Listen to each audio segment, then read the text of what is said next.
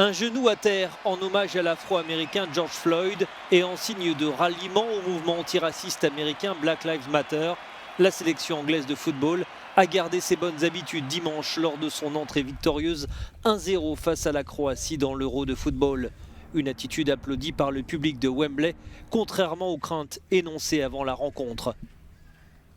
Malgré la possibilité d'une réaction hostile de certains supporters anglais, le défenseur Luke Shaw avait annoncé la couleur en conférence de presse, annonçant que sa sélection continuerait quoi qu'il advienne à s'agenouiller et que même la pression de certains supporters ne changerait pas cette décision.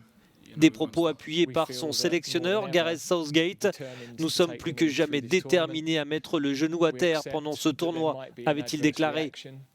Nous acceptons qu'il puisse y avoir une réaction négative et nous allons simplement l'ignorer et aller de l'avant. Je pense que les joueurs ont conscience des conséquences. Les Néerlandais qui faisaient également leur entrée ce dimanche ne s'agenouilleront pas avant la rencontre comme les Écossais ou les Tchèques.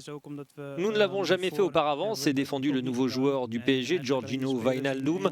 Seuls les Anglais avaient l'habitude de s'agenouiller jusque-là. Les autres joueurs ne le faisaient pas. Lors de nos autres matchs internationaux, nous ne l'avons jamais fait. En Hongrie, le Premier ministre Viktor Orban est allé jusqu'à déclarer que s'agenouiller pour protester contre la discrimination avant des événements sportifs était une coutume liée à l'esclavage et donc étrangère aux pays d'Europe centrale. Il a même ajouté que cette pression mise sur les athlètes du monde entier était une provocation.